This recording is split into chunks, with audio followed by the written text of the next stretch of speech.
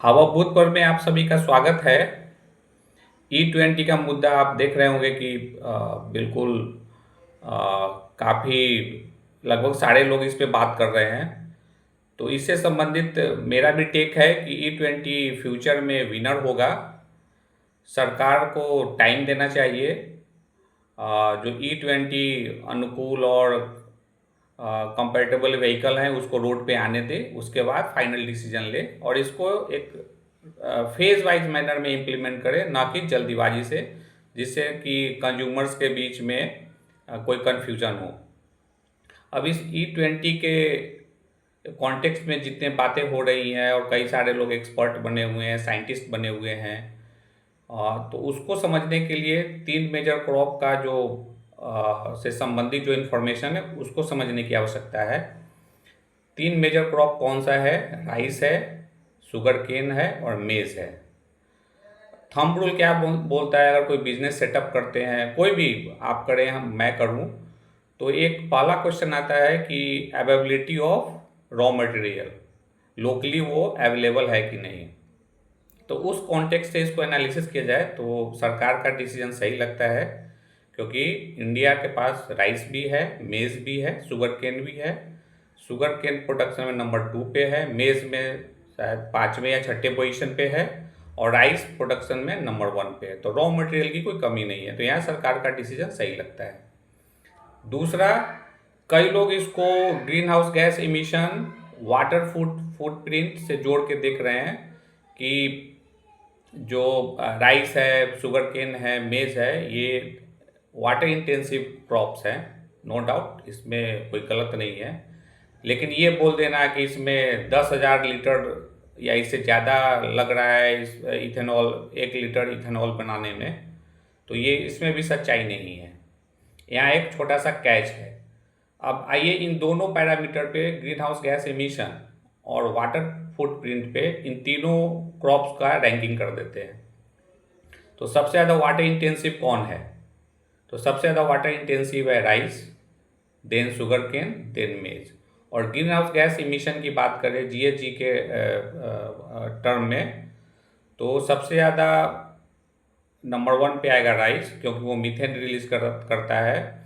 Then दूसरे number पे आएगा मेज, तीसरे नंबर पे आएगा शुगर केन।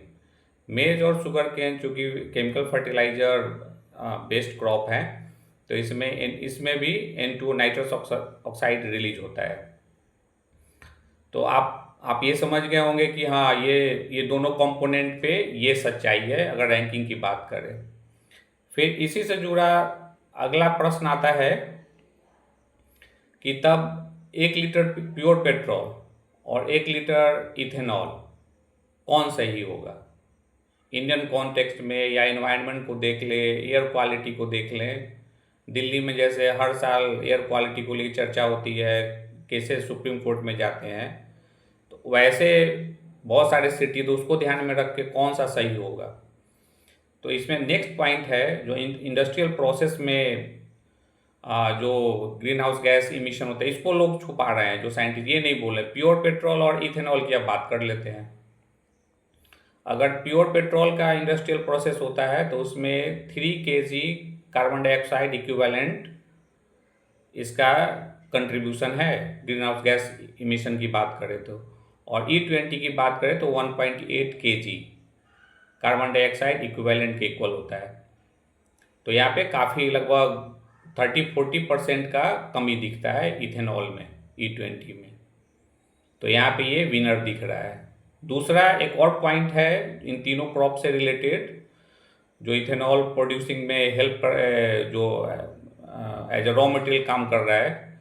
ये तीनों क्रॉप वाइल कल्टीवेशन फेज में ये ग्रीन हाउस गैस को एब्जॉर्ब भी करते हैं, जिसको कि कार्बन इफेक्ट या कोई एक टर्म दिया जाता है कि वो रिलीज भी करता है और दूसरा ये एब्जॉर्ब भी करता है। तो ये इसका प्लस पॉइंट है। तो इसको ये जो कई सारे एक्सपर्ट है इसको छुपा रहे हैं, उसको इस पे बात नहीं कर रहे हैं। और प्योर पेट्रोल के इंडस्ट्रियल प्रोसेस में क्या कंट्रीब्यूशन है ग्रीन हाउस गैस, उस पर चर्चा नहीं कर, केवल इथेनॉल पे ही जा रहे हैं। अब इथेनॉल प्रोडक्शन में जो वाटर फुटप्रिंट की बात हो रही है, वहाँ पे एक छोटा सा कैच है। इसको 2 पार्ट में समझा जाए। एक है कि फसल फार्म में है, खेत में लगा है, फसल तैयार हो गया, अब राइस रेडी है, रॉ मटेरियल। अब ये राइस इंडस्ट्रियल प्रोसेस में जाएगा, जहाँ पे उस प्लांट पे जाके इथेनॉल बनेगा। तो एक है कि कल्टीवेशन फेज में राइस हो या शुगर केन हो या मेज हो, वो खेत में जो फील्ड में जो वाटर लगा वो एक एस्पेक्ट है, और दूसरा जो रॉ मटेरियल तैयार हो गया, फसल तैयार हो गया, अब उसका यूज होना है इंडस्ट्रियल प्रोसेस में इथेनॉल बनाने में। अब एक वहाँ पे प्लांट के अंदर वाटर यूज होना है। तो ये दोनों को मिक्स कर दे रहे हैं लोग।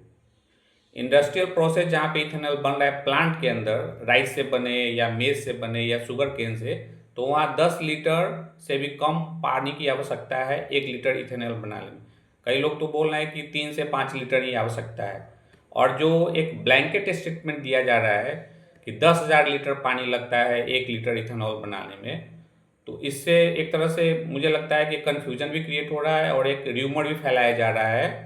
तो ये मुझे लगता है गलत है, सच बात सामने रखना चाहिए।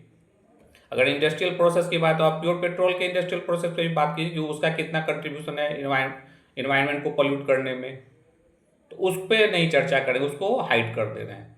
नेक्स्ट पॉइंट है, सरकार जो बोल रही है कि इससे सरकार का पैसा रेवेन्यू बचेगा, हमारा जो हम जो इंपोर्ट करते हैं वो बिल कम होगा।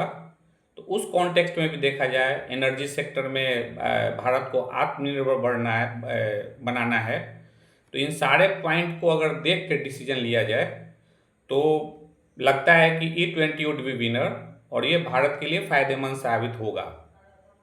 अब राइस प्रोडक्शन बहुत ज़्यादा करवा के, कई लोग कहा है कि अगर ज़्यादा प्रोडक्शन होता है तो उससे अगेन वही green house gas emission, ground water नीचे चला जाएगा। तो यस, इसमें डिसीजन ऐसा लेना है कि क्रॉप को भी डाइवर्सिफाई करना है, हमारा इथेनॉल का भी प्रोडक्शन हो, और विन विन सिचुएशन हो सबों के लिए, इंडस्ट्री के लिए भी, फार्मर के लिए भी, और जो कंज्यूमर है उसके लिए भी। तो ये तीनों के लिए विन विन विन सिचुएशन हो, सरकार ऐसा डिसीजन ले। क्योंकि ये काफ़ी कॉम्प्लेक्स, लोगों ने इस पे इतना बात कर दी कि बहुत कॉम्प्लेक्स दिख रहा है, लेकिन आप देखे हो कि मैंने इसको सिंपली एक सिंपल लैंग्वेज में आपके समक्ष बातों को रखा है। तो फाइनल डिसीजन इस पे लेना है तो इन सारे पॉइंट्स को, जो स्ट्रेंथ है, वीकनेस है, सबको ध्यान में रख के, सारे पैरामीटर को ध्यान में रख के डिसीजन लेना होगा सरकार को, और कंज्यूमर्स को थोड़ा टाइम दे। आप व्हीकल आने दीजिए, ई कंप्लाइंट जो व्हीकल है, जो E20 अनुकूल व्हीकल है, उसको आने दीजिए मार्केट में, एक अच्छा खासा नंबर आ जाए। और दूसरा, कंज्यूमर को चॉइस दीजिए कि आप E10 डालना है, E15 डालना है, और साथ साथ प्योर पेट्रोल भी।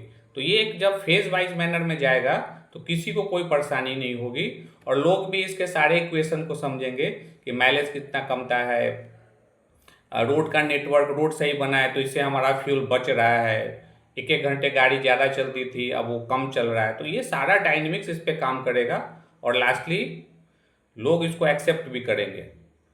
आप लोग अपना जो कमेंट जरूर दीजिएगा, बिकॉज कोई पॉइंट अगर मिस होता है तो आगे जब भी मैं इस पे बात करूँगा तो आई विल ऐड इट। बहुत बहुत धन्यवाद, प्लीज़ कमेंट।